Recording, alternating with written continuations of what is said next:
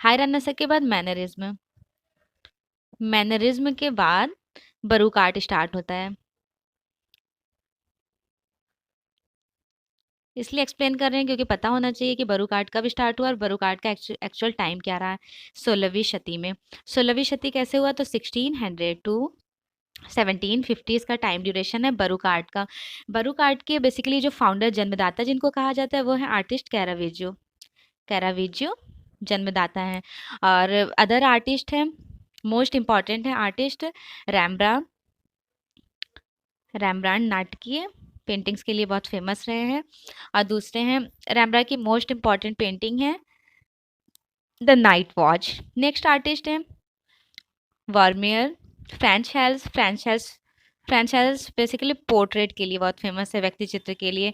और next artist है Flemish artist Peter Paul Rubens. Other artist हैं वान डाइक एवं स्पेनिश कलाकार रिबेश।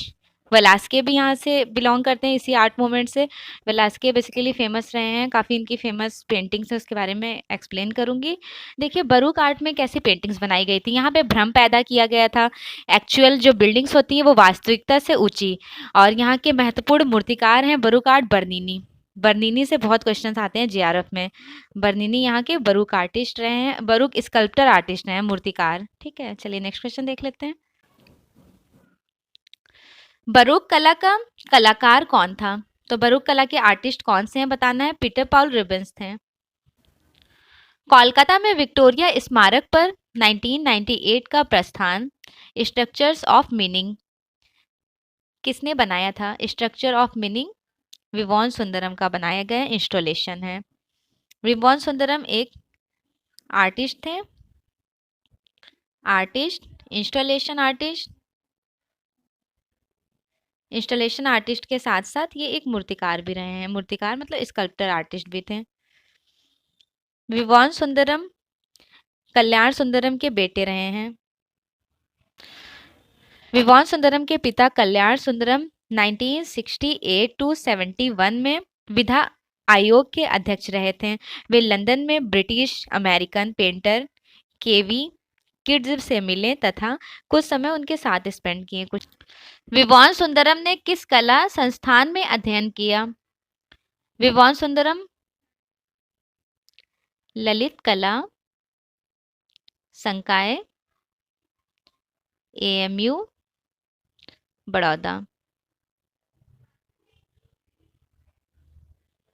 बड़ौदा में अध्ययन किए। ठीक है, विवॉन सुंदरम का जन्म कब हुआ था, ये इनका बॉर्न टाइम रहा है 1943 शिमला में पैदा हुए थे। विवॉन सुंदरम का जन्म शिमला में हुआ था। उन्होंने ललित कला संकाय बड़ौदा के एमएस विश्वविद्यालय 1961 टू 65 और Slade school of art London 1966 to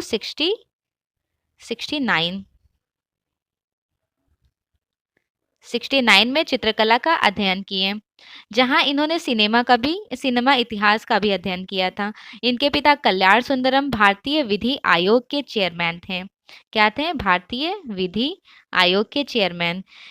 विवॉन Sundaram के पिता, टाइम क्या रहा है, इनके पिता का जो टाइम ड्यूरेशन रहा है 1968 टू 71। इस टाइम में ये भारतीय विधि आयोग के चेयरमैन रहे। अमृता शेरगिल इनकी मौसी थी।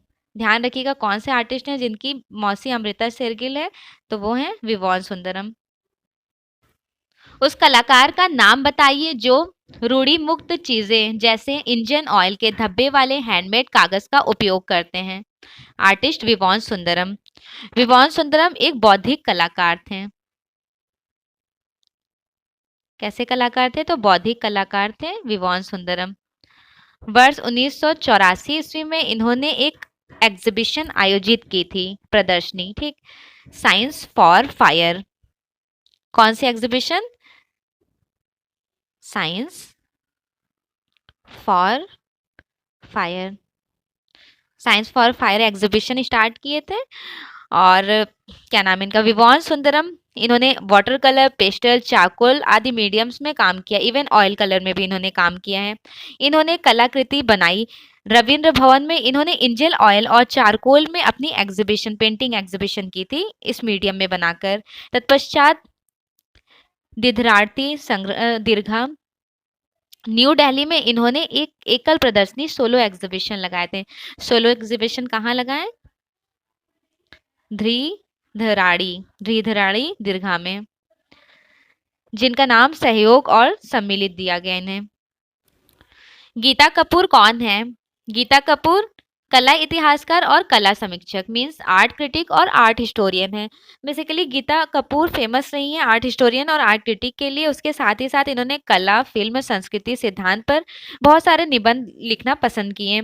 इन्होंने नेशनल और इंटरनेशनल एग्जीबिशंस भी लगाई। इनकी मोस्ट इंपॉर्टेंट बुक है गीता कपूर का फेमस बुक देख लीजिए कौन कौन सा है। Contemporary Indian artist, when was modernism, essay on contemporary cultural practice in India, ends and means critical inspiration in contemporary art. इनके जो हस्बैंड थे, पति, वो विवान सुंदरम फेमस चित्रकार, मूर्तिकार और कलाकार थे। मुंबई लोकल ट्रेन का चित्र किसने बनाया? मुंबई लोकल ट्रेन की पेंटिंग बनाया सुधीर पटवर्धन। सुधीर पटवर्धन ने वर्ष 1981 में मई दिवस पर एक पेंटिंग बनाई। इन्होंने एक पेंटिंग रेडी की जिसे एक्सीडेंट कहा गया। कुछ लोग एक आदमी के शरीर को रेलवे प्लेटफॉर्म से स्ट्रेचर से ले जा रहे हैं। उन्होंने मुंबई लोकल ट्रेन के चित्र को प्रदर्शित किया जिसमें प्रतिदिन औसतन 9 लोगों की मृत्यु होती है। मुंबई में रेडियोलॉजिस्ट का काम करने वाले स्वशिक्षित कलाकार का नाम बताइए। आर्टिस्ट सुधीर पटवर्धन। सुधीर पटवर्धन का जन्म महाराष्ट्र के पुणे में 1949 में हुआ था। वे मुंबई के थाने में एक क्लिनिक रेडियोलॉजिस्ट हैं। सुधीर पटवर्धन स्वशिक्षित कलाकार हैं।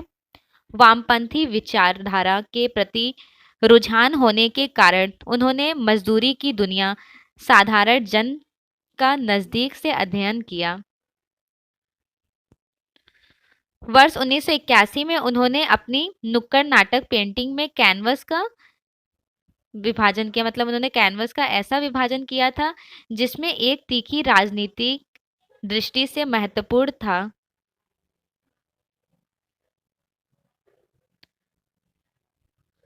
प्रसिद्ध चित्र महालक्ष्मी, जिसे धातुई किवाड़ पर चित्रित किया गया,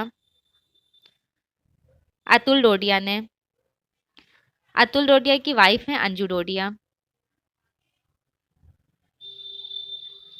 डिस्क्रिप्शन देख लेते हैं थोड़ा। अतुल डोडिया के प्रमुख रूप से 4 चित्र प्रसिद्ध हैं। 4 पेंटिंग इनकी फेमस है।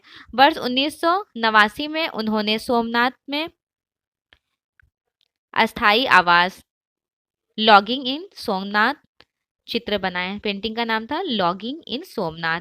इन्होंने चित्र बनाए जो कैनवस पर तैल, ऑयल ऑन कैनवस पर इन्होंने बनाया। वर्ष 1994 में बम्बई बुक्कनी, बॉम्बे बुक्कनी चित्र बनाया इन्होंने दूसरा, ठीक है, जो कैनवस पर, ये भी ऑयल ऑन कैनवस पर बनाया गया है। एक्रेलिक में वुड द्वारा चित्रित किया गया है। इनकी सटर सीरीज काफी फेमस रही है। सटर सीरीज में ही इन्होंने महालक्ष्मी बनाया है। विवान सुंदरम ने वर्ष 2001 में महालक्ष्मी, जो उनकी पेंटिंग थी महालक्ष्मी, महालक्ष्मी को कहाँ पर बनाए थे? तो धातुई किवाड़ पर, 2001 में। उसके बाद वर्ष 2005 में इन्होंने शर्बरी शोकिंग मॉड्रियन नामक चित्र बनाया। पेंटिंग का नाम था शर्बरी शोकिंग मॉड्रियन। नेक्स्ट क्वेश्चन देख लीजिए। अभी 2021 में एग्जाम में आया हुआ था, टीजीटी 2021। कौन सा कलाकार अपने स्टील के बर्तनों से बने इंस्टॉलेशन कार्य के लिए प्रसिद्ध है? सुबोध गुप्ता। सुबोध गुप्ता बेसिकली जो इंस्टॉलेशन बनाते हैं उसमें यूटेंसिल्स का यूज करते हैं। थोड़ा डिस्क्रिप्शन देख लेते हैं सुबोध गुप्ता के बारे में। सुबोध गुप्ता स्कल्पचर बनाने वाले कलाकारों में सबसे महंगे कलाकार हैं, सबसे महंगे कलाकार। और स्कल्पचर बनाते जो हैं वो स्टील मतलब लाइक यूटेंसिल्स का यूज करते हैं। वे कांसा और स्टेनलेस स्टील के बर्तनों से आकर्षक कलाकृतियां बनाते हैं। क्रिस्टी ऑक्शन में उनकी कलाकृति 80,000 अमेरिकी डॉलर में बिकी। इनकी कलाकृति है दो गाय का अनुमानित मूल्य कितना है? 2.8 3.5 लाख अमेरिकी डॉलर है। स्टेनलेस स्टील के बर्तनों और साइकिल को जोड़कर बनाई गई कलाकृति कलाकार की मानवदशा को परिलक्षित करती है। अनुपम सुद किस भारतीय से संबंधित हैं? अनुपम सुद बेसिकली फेमस रही है ग्राफिक आर्ट के लिए। अनुपम सुद का थोड़ा डिस्क्रिप्शन देख लेते हैं। अनुपम सुद भारत की सबसे महत्वपूर्ण छाया चित्रकार मीन्स ग्राफिक कलाकार हैं जिन्होंने सफलतापूर्वक अम्लांकन मीन्स इन्होंने एचिंग में काम किया, एचिंग विधि में। इंटैग्लियो का ही पार्ट है एचिंग, ठीक है, एचिंग इंटैग्लियो का पार्ट है। और अपने इर्द गिर्द की घटनाओं और अंतर अनुभूति को संवेदनशील ढंग से अभिव्यक्त की। इन्होंने पिकअप गर्ल्स डायलॉग श्रृंखला चित्रित किए। इन्होंने Slade school of art fine arts London से अपनी एजुकेशन लिए थी। समीक्षावादी कलाकार कौन है? समीक्षावादी कलाकार हैं रामचंद्र शुक्ल। आर्ट क्रिटिक रामचंद्र शुक्ल के बारे में थोड़ा डिस्क्रिप्शन देख लेते हैं। रामचंद्र शुक्ल एक प्रख्यात कला समीक्षक थे, जिसके साथ ही शुक्ल जी एक चित्रकार और कला लेखक भी थे। रामचंद्र शुक्ल फ्रांस द्वारा जीन ऑनर फ्रैंगार्ड, कौन सा इनको अवार्ड मिला? जीन ऑनर फ्रैंगार्ड से सम्मानित किया गया। ये पहले भारतीय थे जिन्हें ये अवार्ड मिला था, जीन ऑनर फ्रेगानार्ड से सम्मानित किया गया था। रामचंद्र शुक्ल ने काशी हिंदू विश्वविद्यालय के चित्रकला विभाग में अध्यापन कराया, मतलब ये वहाँ टीचर रहे थे। कहाँ पर? BHU में, काशी हिंदू विश्वविद्यालय means BHU, Banaras Hindu university, वहाँ पर टीचर थे। आगे चलकर इस विभाग के विभागाध्यक्ष बने थे, BHU के विभागाध्यक्ष आगे चलकर बन गए थे। रामचंद्र शुक्ल किस वाद के प्रतिपादक माने जाते हैं? समीक्षावादी कलाकार हैं। निम्न में से कौन समीक्षावादी कला समूह से जुड़ा है? तो कौन से आर्टिस्ट है जो समीक्षावाद समूह से जुड़े हुए हैं? आर्टिस्ट रामचंद्र शुक्ल। प्रोफेसर रामचंद्र शुक्ल जाने जाते हैं समीक्षावादी चित्रकार के रूप में।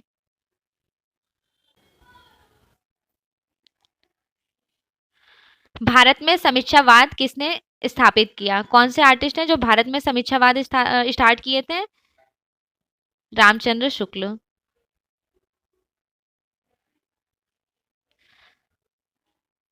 भारत में प्रोफेसर रामचंद्र शुक्ल किस भारतीय समकालीन कला से संबंधित हैं? समीक्षावादी शैली से। रामचंद्र शुक्ल की कला पर कौन सी शैली का प्रभाव है? काशी शैली का। रामचंद्र शुक्ल का थोड़ा डिस्क्रिप्शन देख लेते हैं। रामचंद्र शुक्ल की कला शैली काशी शैली से प्रभावित रहा। रामचंद्र शुक्ल ने पेंटिंग और वॉश टेक्निक में काम किया। इन्होंने इनकी रुचि लोक चित्रकला विशेष रूप से बनारस लोक कला की थी। भारत के लघु चित्रों में से इनकी शैली समीक्षावादी शैली तथा सहज ज्ञान युक्त चित्रों वाली थी। इन्होंने बंगाल स्कूल के प्रसिद्ध भारतीय चित्रकार छितिंद्रनाथ मजूमदार से कला सीखी। तो इनके टीचर कौन थे? छितिंद्रनाथ मजूमदार।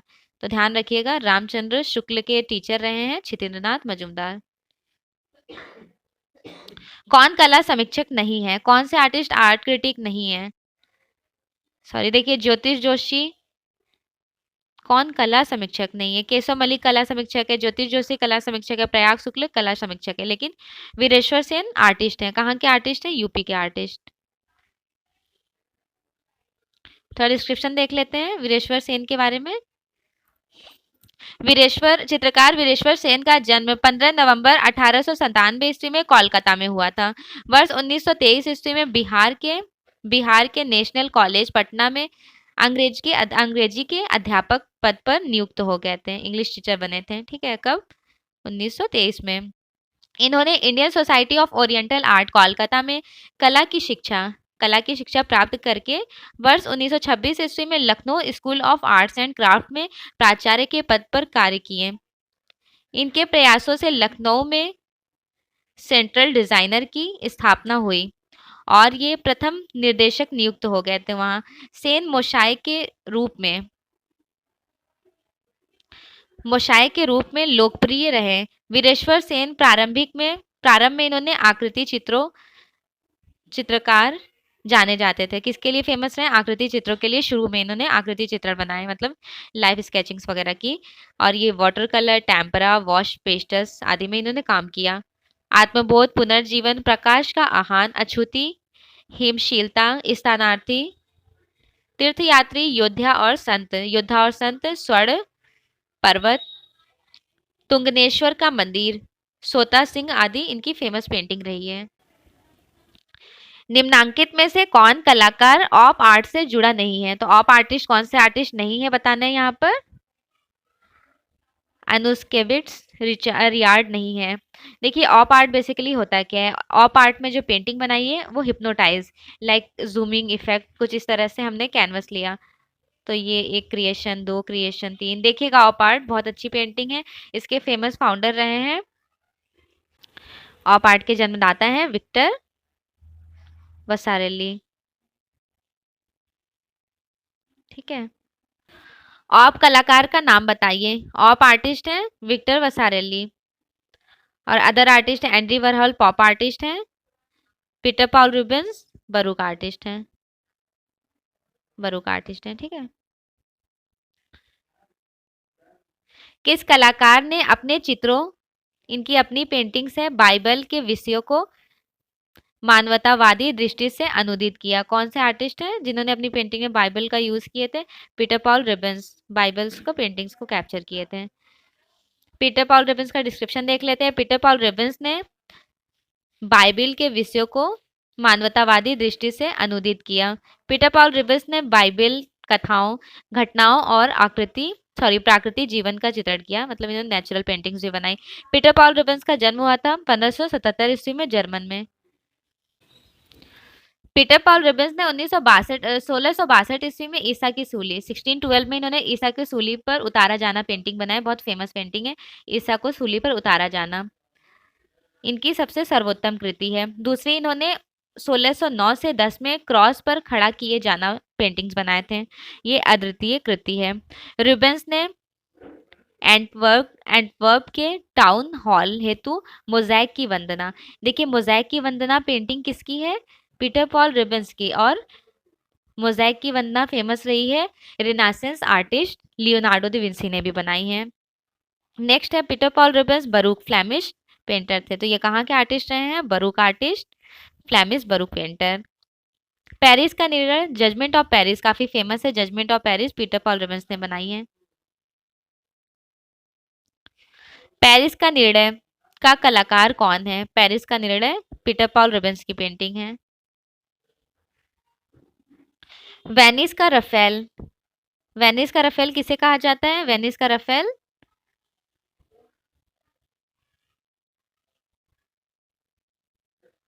पाओलो वेरोजीन को कहा जाता है। पाओलो वेरोजीन का थोड़ा डिस्क्रिप्शन देख लेते हैं। पाओलो वेरोजीन वेनिस का रफेल कहा जाता है। उसकी एक चित्र का उदाहरण रहा है काना में वैवाहिक भोज, काफी इंपॉर्टेंट पेंटिंग है काना में वैवाहिक भोज। किसकी है? पाओलो वेरोजीन की। काना वह स्थान है जहां ईसा ने सर्वप्रथम चमत्कार दिखाकर पानी को शराब, वाइन में इन्होंने चेंज कर दिया था। इस चित्र में संगमरमर का फर्श, स्तंभ, मेहराब तथा बालकनी के अतिरिक्त लगभग 100 आकृति बनाई गई हैं, जिनमें फ्रांसीसी प्रथम, सुल्तान सुलेमान, माइकल एंजिलो की महिला स्त्री विक्टोरिया कोलोना आदि के साथ अग्रभूमि में चित्रकार ने स्वयं को टीशियन तथा तिंतोरेतो के चित्रण को भी चित्रित किया। इन्होंने और किस आर्टिस्ट की पेंटिंग? टीशियन और Tintoretto. El Greco, Tintoretto. Basically देखिए, टीशियन जो है वो हाई रेनेसा के वेनिस गढ़ के आर्टिस्ट हैं, और टीशियन जो रहे हैं, सॉरी, टीशियन का तो क्लियर हो गया, हाई रेनेसा के बरूक आर्टिस्ट है। दूसरे हैं तिंतोरेतो। तिंतोरेतो जो है वो रहे हैं क्या नाम था उस आर्ट मूवमेंट का? एल ग्रेको और तिंतोरेतो मैनरिज्म आर्ट मूवमेंट से बिलोंग करते हैं, मैनरिज्म आर्ट मूवमेंट से। ठीक है, चलिए नेक्स्ट क्वेश्चन देख लेते हैं, आपकी स्क्रीन पर है। पीटर पॉल रिबन्स का निम्न में से कौन सा चित्र है? इनकी फेमस पेंटिंग बताइए, निम्न में से कौन सी है? The rape of the daughter of Leucippus, Hindi में कहते हैं ल्यूकिपस की कन्याओं का सीलबंद। काफी फेमस पेंटिंग है पीटर पॉल रिबन्स की। उस कलाकार का नाम बताइए जो अवंट-गार्ड फ्रांसीसी चित्रकार, मूर्तिकार, मिश्रित माध्यम के कलाकार के तौर पर महत्वपूर्ण व्यक्ति माने जाते हैं और जिनको वास्तुकला का जनक कहा जाता है। वास्तुकला का जनक वो आर्टिस्ट है मार्शल ड्यूशा। मार्शल ड्यूशम दादाइज्म आर्ट मूवमेंट से बिलोंग करते हैं। दादाइज्म आर्ट मूवमेंट ज्यूरिच फ्रांस में चला था, और यहाँ इस आर्ट को एंटी आर्ट के नाम से भी जाना जाता है, एंटी आर्ट। और एंटी आर्ट के साथ साथ दादाइज्म आर्ट मूवमेंट को इंस्टॉलेशन इंस्टॉलेशन के लिए काफ़ी फेमस आर्ट मूवमेंट रहा है। थोड़ा एक्सप्लेनेशन देख लेते हैं दादाइज्म आर्ट मूवमेंट का।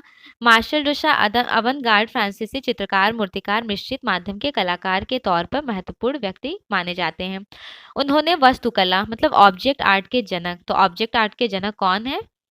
ऑब्जेक्ट आर्ट के जनक है मार्शल ड्यूशम। मार्शल ड्यूशम इंग्लिश में कहते हैं, जिसमें से वैचारिक कला का उदय हुआ। वर्ष 1914 में इन्होंने बनाई गई वस्तुओं को अपरिचित अनोखी वातावरण में रखकर वह विचित्र कल्पना, मतलब इनकी पेंटिंग्स कुछ ना थोड़ी डिफरेंट टाइप की होती थी, क्योंकि वर्ल्ड वॉर का इफेक्ट था, एंटी आर्ट के लिए फेमस रहा है ये आर्ट मूवमेंट। थोड़ा और देख लेते हैं। ऐसे वस्तु दर्शन में से प्रेक्षकों हंसी, क्रोध, भय भावना निर्माण होता व दादा कला का उद्देश्य सफल होता। वर्ष 1917 में हुई एग्जीबिशन प्रदर्शनी हुई थी। उन्होंने मूत्रपात पर आर मठ नाम से हस्ताक्षर करके फवारा शीर्षक की प्रदर्शनी, एक लाइक इस तरह से था, उसको एग्जिबिट किए थे, उसमें लिखे थे आर्ट मठ, सिर्फ सिग्नेचर किए थे। देखिएगा, अगर जेआरएफ की प्रिपरेशन कर रहे हैं तो जरूर देख लीजिएगा, आजकल पेंटिंग्स बहुत आ रही हैं जेआरएफ एग्जाम्स में। नेक्स्ट क्वेश्चन है, उस कलाकार का नाम दें जिसे वैचारिक कला के तथा कथित पिता के रूप में जाना जाता है। वो फेमस आर्टिस्ट रहे हैं मार्शल ड्यूशम।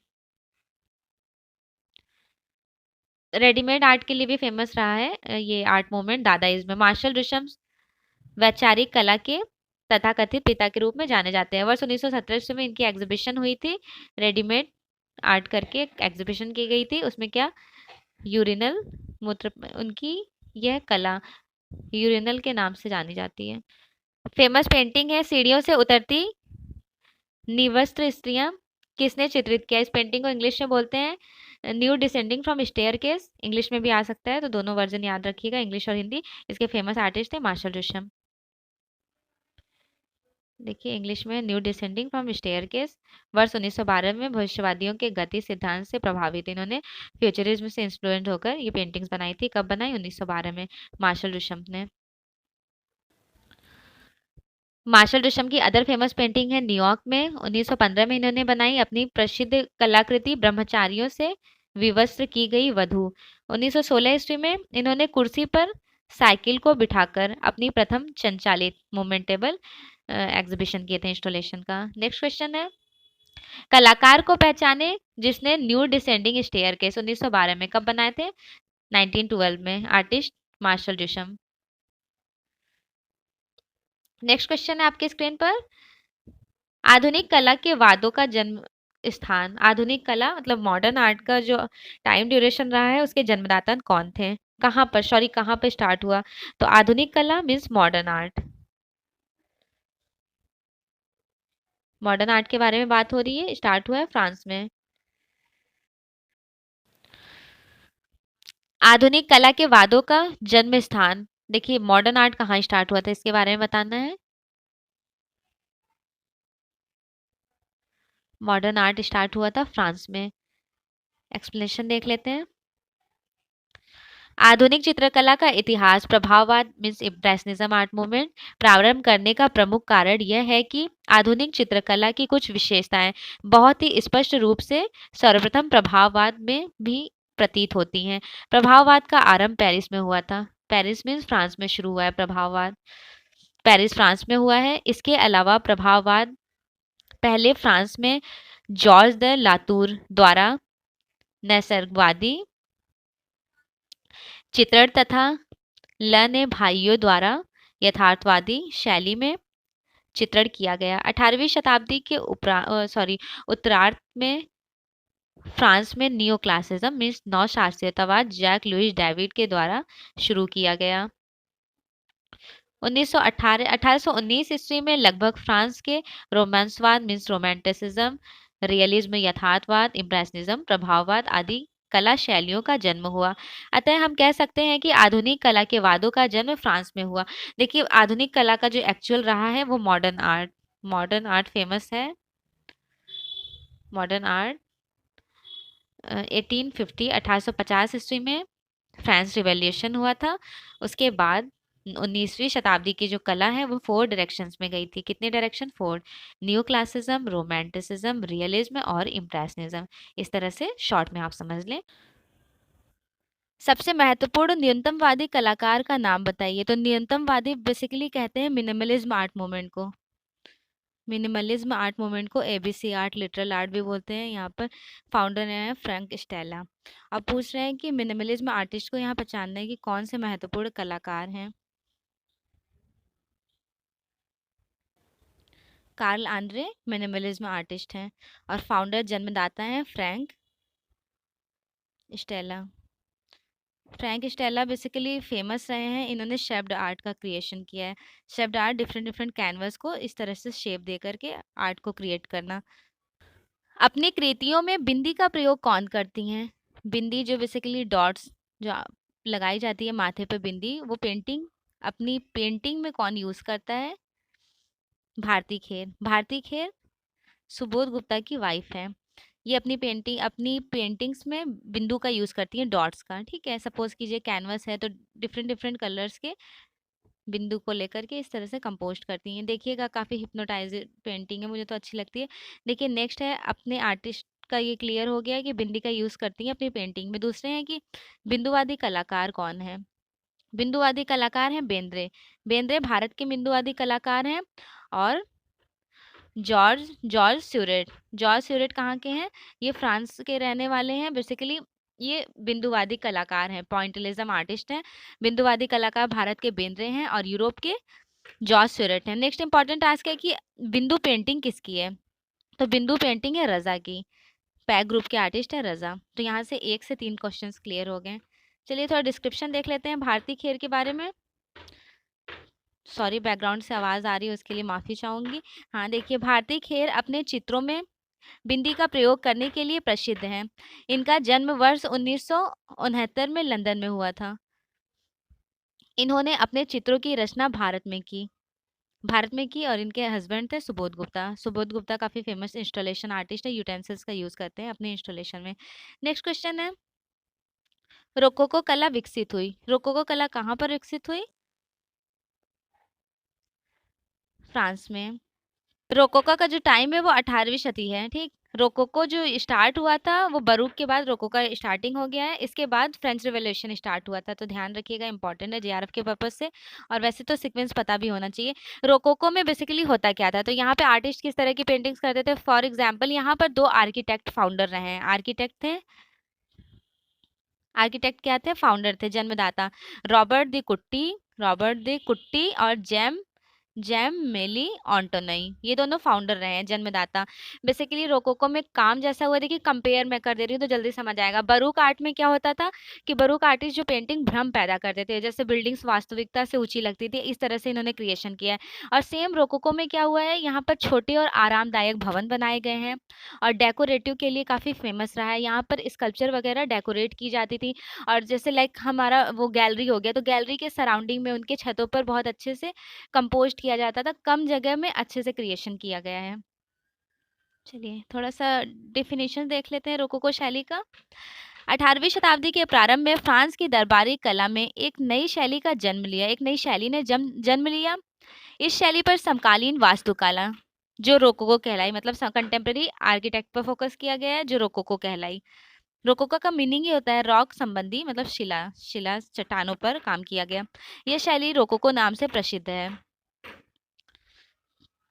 रोकोको शैली में एक प्रकार की लयात्मक गति है। इस शैली के प्रमुख कलाकार एंटोनियो वाटो, बुशे, होगार्थ और ग्रेंसबरो एवं फ्रांगोनाथ रहे थे। मैन विद डॉग शिल्पकला है। देखिए मैन विद डॉग काफी इंपॉर्टेंट है, जेआरएफ में भी ये आ चुका है क्वेश्चन काफी बार। मैन विद डॉग फेमस है ध्रुव मिस्त्री का। ध्रुव मिस्त्री भारत के स्कल्पचर आर्टिस्ट हैं। रैम्ब्रा की शैली के प्रमुख कलाकार हैं। रैम्ब्रा बेसिकली बरूक आर्ट से बिलोंग करते हैं। बरूक आर्ट का जो टाइम ड्यूरेशन है वो 1700 टू 1750, मतलब 16वीं से 18वीं सदी तक चला था। मैनरिज्म के एंड होने पर बरूक का स्टार्टिंग हुआ। यहाँ पे महत्वपूर्ण जो वर्क हुआ है स्कल्पचर मूर्ति कला पर, तो बेसिकली मूर्ति कला पर वैसा काम किया गया है लाइक जो स्टोन से बनाई गई है, मार्बल से बनाई गई है स्कल्पचर, वो एक ऐसा इफेक्ट देती हैं लाइक आप कह सकते हैं मोम की तरह प्रतीत हो रही है वहाँ की मूर्तियां, जिसके लिए फेमस है बरूक आर्टिस्ट बर्नीनी। बर्नीनी स्कल्पचर आर्टिस्ट है यहाँ के। रैम्ब्रा की पेंटिंग में नाटकीय छाया प्रकाश, नाटकीय छाया प्रकाश मतलब ड्रीमी कह रही हूँ, ड्रामेटिक वे में कैप्चर किया गया है। ठीक है, चलिए नेक्स्ट क्वेश्चन देख लेते हैं। इनका डिस्क्रिप्शन है हरमन रैम्ब्रा हरमन गोल्स इनका पूरा नाम है। 1606 में पैदा हुए थे और 1669 में इनकी डेथ हो गई थी। ये डच कलाकार हैं, चित्रकार, नक्काशीकार थे। इन्होंने एचिंग वगैरह में भी काम की और फेमस रहे हैं उसके लिए भी, ड्राई पॉइंट के लिए भी। रैम्ब्रा का थोड़ा डिस्क्रिप्शन देख लेते हैं। रैम्ब्रा को सभ्यता का महान पैगंबर कहा जाता है। दी थ्री ट्रीज, तीन पेड़, 1643 ईस्वी में। इनकी फेमस पेंटिंग है रात्रि का प्रहर, इंग्लिश में बोलते हैं the night watch. The night watch काफी फेमस है रैम्ब्रा की। अगर जेआरएफ का प्रिपरेशन कर रहे हैं आप तो मोस्टली इस पेंटिंग को देख लीजिएगा। और नेक्स्ट है अपयति पुत्र की घर वापसी, लेटी हुई लड़की, रैम्ब्रा ने इस तरह की पेंटिंग बनाई है। चिड़ियों को खाता सिंह, ये भी इंपॉर्टेंट पेंटिंग है इनकी। सोती हुई, क्या है, सोती हुई प्रहरी कुत्ता, ये भी रैम्ब्रा की है। नेक्स्ट क्वेश्चन है 2021 में आया था, पीजीटी 2021। रैम्ब्रा किस लिए प्रसिद्ध है? Rembrandt basically light and shade, नाटकीय छाया प्रकाश के लिए फेमस है। रैम्ब्रा की चित्रकला किस प्रयोग में प्रसिद्ध है? रैम्ब्रा की जो पेंटिंग्स है वो बेसिकली लाइट एंड शेड, छाया और प्रकाश के लिए फेमस है। रैम्ब्रा को जाना जाता है उनके रैम्ब्रा को उनके नाटकीय प्रकाश के लिए जाना जाता है। लेटी हुई लड़की चित्रांकित किया, लेटी हुई लड़की फेमस पेंटिंग है रैम्ब्रा की। देखिए ये जो है ग्यूस्टर कॉर्बेट, ये हैं रियलिज्म आर्ट मूवमेंट से बिलोंग करते हैं। रियलिज्म आर्ट मूवमेंट के फाउंडर हैं, मीन्स यथार्थवादी कलाकार। ड्यूरर जो रहे हैं वो जर्मन के कलाकार हैं।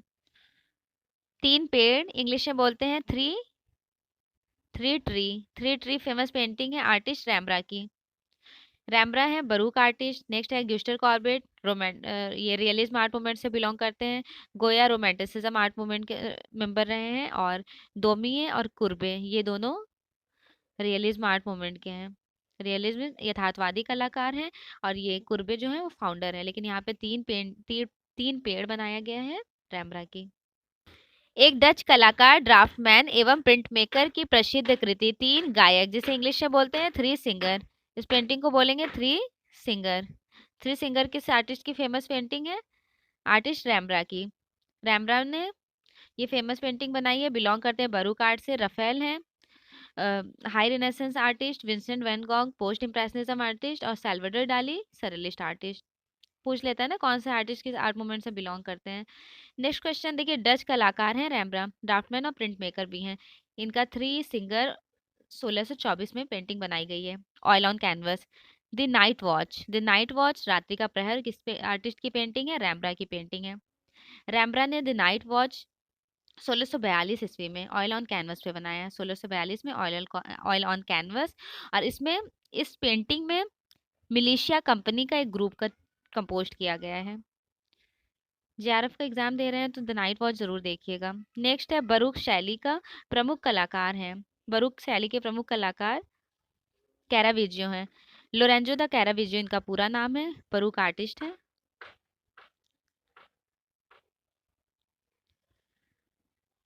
बरूक कला के प्रणेता थे। बरूक कला के प्रणेता थे कैराविजियो, लोरेंजो दी कैराविजियो।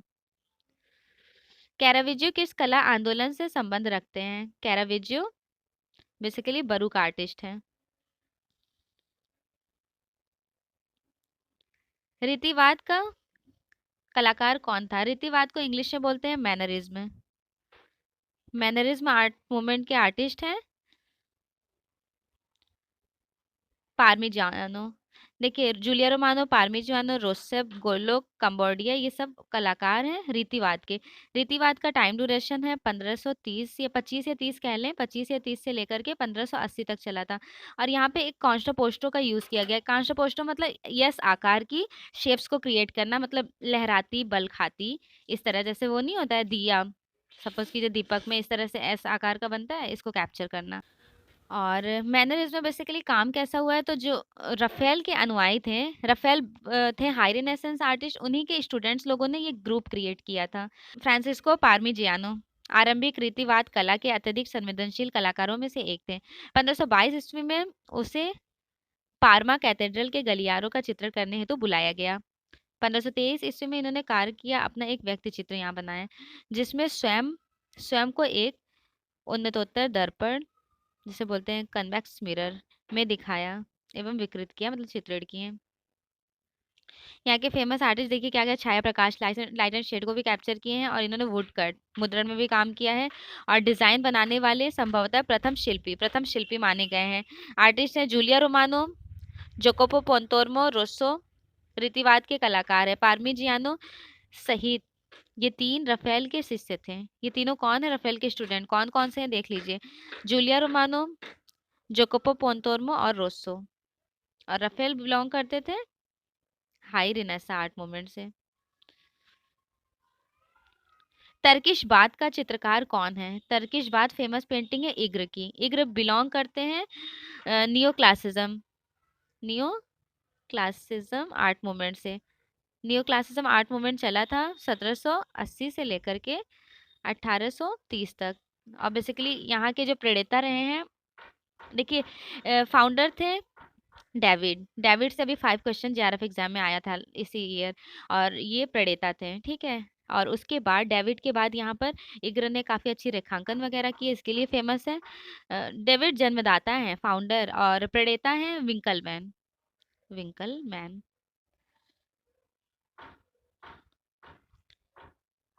इग्र इग्र ने अपने जीवन का अंतिम समय में इन्होंने टर्किश बॉथ को बनाया था, जिसमें स्त्री के नैसर्गिक सौंदर्य एवं आदर्श रूप में चित्रित किया गया है। यंग वुमेन विद वाटर जग, एक लेडी है वाटर जग लेकर खड़ी हुई है। पेंटिंग्स में लाइक डार्क कलर्स में डिपिक्ट किया गया है लाइट एंड शेड को, और ब्लू स्टोन में लेडी का ड्रेस है और वाटर जी देखिएगा, काफी अच्छी पेंटिंग है, प्यारी सी हाइपर रियलिस्टिक में है, जॉन वॉमियर की। अगर जेआरएफ के पर्पज से आप एग्जाम की तैयारी कर रहे हैं तो ये पेंटिंग मोस्टली आप देख लीजिएगा।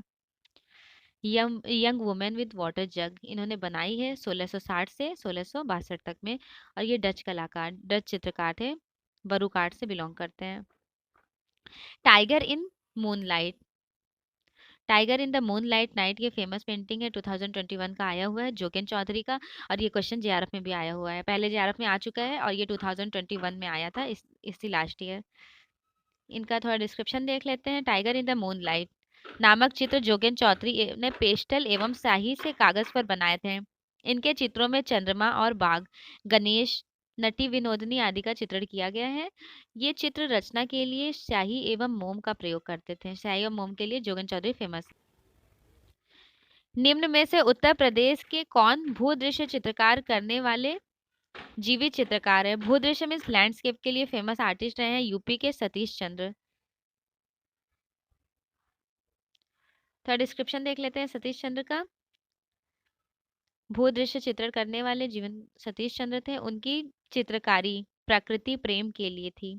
उन्होंने संपूर्ण जीवन के भूदृश्य चित्रकारी के लिए समर्पित किया। सतीश चंद्र उत्तर प्रदेश राज्य ललित कला एकेडमी तथा उत्तर प्रदेश कलाकार संघ द्वारा पुरस्कृत होते हैं। सतीश चंद्र का कहना है, मुझे प्रकृति में जो कुछ भी जो कुछ भी अच्छा लगता है मैं उसी को चित्रित करता हूँ। इनको नेचर से बहुत प्रेम होगा, इसलिए ये नेचुरल पेंटिंग्स बनाते थे। इनका कोटेशन भी रहा है ये। किंतु प्रकृति को देखने देखने का मेरा अपना दृष्टिकोण है। सतीश चंद्र का जन्म हुआ था 1940 ईस्वी में गाजियाबाद में। यूपी के कलाकार हैं और उनका बचपन खुर्जा में बीता है। अलीगढ़ के पास ही है खुर्जा। 2017 में इनकी मृत्यु हो गई थी। सतीश चंद्र क्या थे? एक दृश्य चित्रकार, लैंडस्केप के लिए फेमस थे। सतीश चंद्र का थोड़ा डिस्क्रिप्शन है। सतीश चंद्र एक भूदृश्य चित्रकार, इसके अलावा राम कुमार, विनोद कुमार, हरीश श्रीवास्तव, परमजीत सिंह, महिला चित्रकार अमरजीत चड्ढा, डीके दासगुप्ता, प्रकाश कर्माकर, बलदेव गंभीर, उमेश सक्सेना, शेफाली भटनागर, राम कंवर, गोपाल शर्मा, आनंद लकटिया, ये सारे लैंडस्केप के लिए फेमस आर्टिस्ट हैं। उत्तर प्रदेश के समकालीन चित्रकार का नाम बताइए। यूपी के समकालीन चित्रकार हैं जय कृष्ण अग्रवाल। जय कृष्ण अग्रवाल का थोड़ा डिस्क्रिप्शन देख लेते हैं। जय कृष्ण अग्रवाल उत्तर प्रदेश के समकालीन चित्रकार, कंटेम्प्रेरी आर्टिस्ट हैं। जय कृष्ण अग्रवाल का जन्म हुआ था 27 जनवरी 1992 में मुजफ्फरनगर में। वर्ष 1956 ईस्वी में इन्हें भारत सरकार द्वारा पद्म भूषण अवार्ड मिला था। उत्तर प्रदेश के समकालीन दृश्य चित्रकार का नाम बताइए। यूपी के समकालीन दृश्य चित्रकार हैं प्रोफेसर मदन लाल नागर।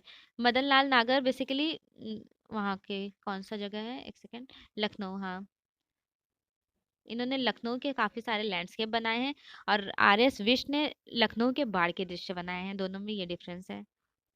थोड़ा डिस्क्रिप्शन देख लेते हैं मदन लाल नागर का। थोड़ा डिस्क्रिप्शन देख लेते हैं मदन लाल नागर का। उत्तर प्रदेश के समकालीन दृश्य चित्रकार प्रोफेसर मदन लाल नागर हैं। उन्होंने लखनऊ आर्ट कॉलेज से असित कुमार हल्दर के निर्देशक में कला शिक्षा, इनके टीचर थे असित कुमार हल्दर, क्योंकि 1911 में स्थापना हुई है इसकी लखनऊ कला विद्यालय की। असित कुमार हल्दर यहाँ पे टीचर बने थे 1925 से 1945 तक रहे थे। ठीक, तो उनके स्टूडेंट हैं, असित कुमार हल्दर के स्टूडेंट हैं मदन लाल नागर। ये लखनऊ आर्ट कॉलेज में चित्रकला विभाग के अध्यक्ष भी रहे तथा अनेक शैलियों में इन्होंने प्रयोग किया। काफी अलग अलग शैली में काम किए हैं। इनकी प्रमुख कृतियां हैं मनुष्य का मायाजाल, निराला, पुराना शहर। पुराना शहर काफी फेमस है।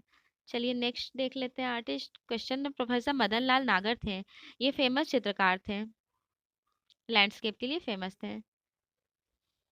लखनऊ का चित्र किसने बनाया है? लखनऊ के चित्र सबसे ज्यादा बनाए हैं मदन लाल नागर, और लखनऊ के बाढ़ के दृश्य का चित्र बनाए थे आर.एस. विष्ट। एस.एच. रजा पैग आर्टिस्ट है, एम.एफ. हुसैन पैग आर्टिस्ट है, परितोष सेन कोलकाता ग्रुप से बिलोंग करते हैं। थोड़ा डिस्क्रिप्शन देख लेते हैं। लखनऊ के चित्र मदन लाल नागर ने बनाए हैं। उन्होंने लखनऊ के गलियों के सुंदर चित्र बनाए थे इन्होंने, एवं अद्भुत सुनहरे रंग की कोणार्क वाली इनकी रचना विशिष्ट है। इन्होंने गाढ़े ऑयल मतलब इन्होंने ऑयल कलर में वॉश टेक्निक में काम किया और टेम्परा में भी काम किए। नेक्स्ट क्वेश्चन, मदन लाल नागर के चित्रों का विषय है। मदन लाल नागर के चित्रों का विषय क्या रहा था? लखनऊ के दृश्य। अपने दो चेहरे कलाकार, क्वेश्चन है अपने दो चेहरे कलाकार भूपेन खक्कर के साथ जेम्स बॉन्ड के रूप में स्वयं चित्र बनाने वाले कलाकार। फेमस कलाकार हैं अतुल डोडिया। अतुल डोडिया की वाइफ है अंजू डोडिया।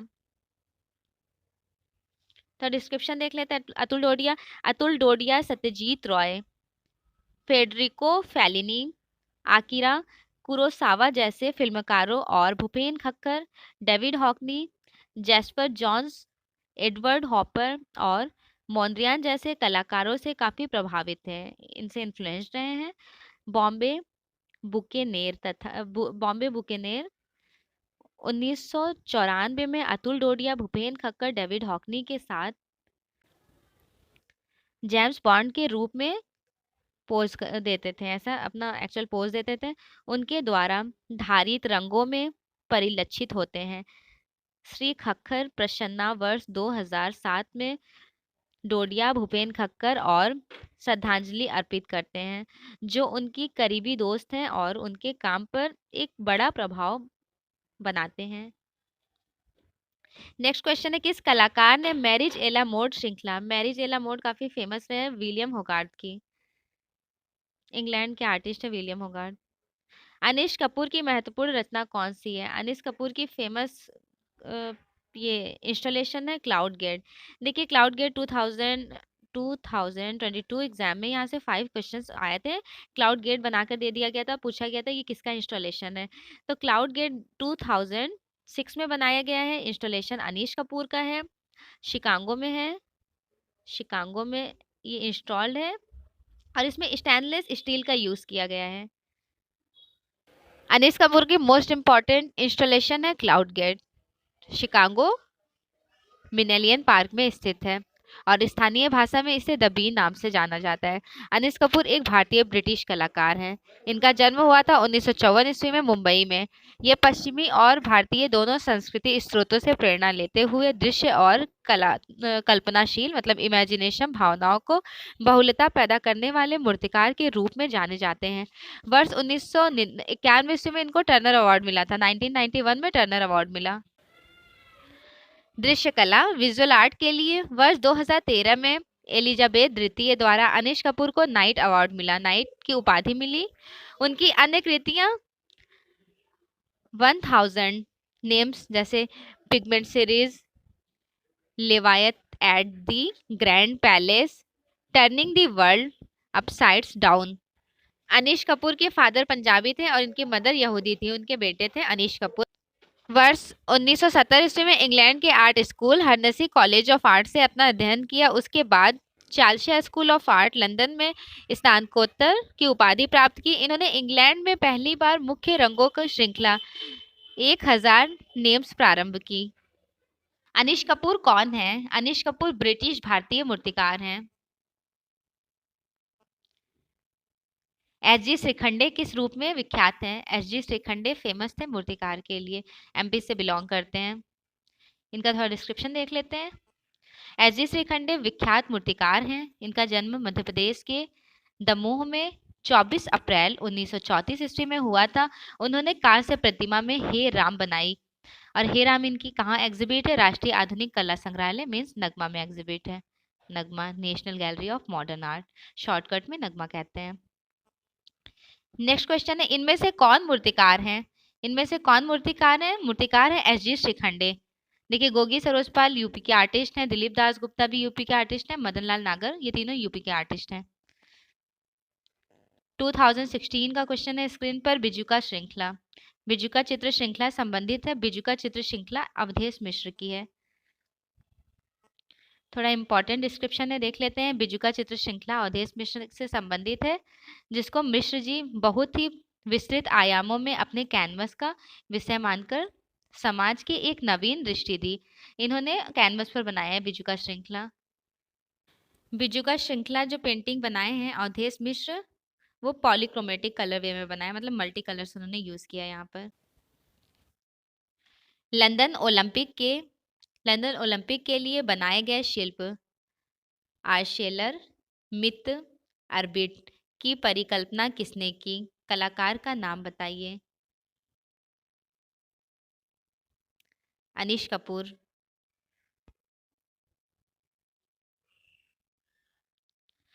लंदन ओलंपिक 2012 को हमेशा के लिए यादगार बनाने के लिए 2 करोड़ पाउंड यानी 150 करोड़ रुपए की लागत से एक विशेष मीनार तैयार की गई। इस मीनार का नाम आर्शेलर मित अर्बिट्स रखा गया।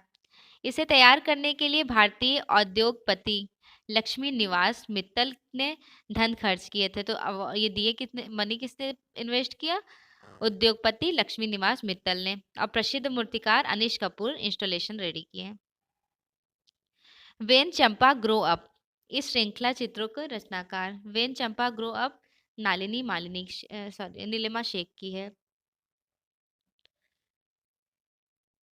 डिस्क्रिप्शन है, when Champa grow up Nilima Sheikh द्वारा रचित 12 चित्रों की श्रृंखला है। तो ये जो पेंटिंग बनाई गई है कैनवस पर, कितने चित्रों की श्रृंखला है? 12 चित्रों की श्रृंखला है। ठीक है।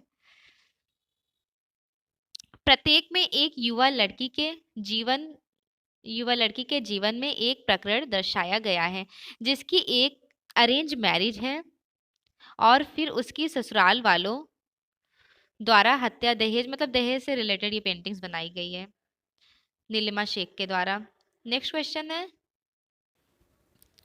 किस शताब्दी में पाश्चात्य कलाकारों ने साहित्यिक विषयों से निरत होकर प्रकृति के निकट सानिध्य प्राप्त किया? टाइम ड्यूरेशन बताना है। 19वीं शताब्दी के पूर्वार्ध।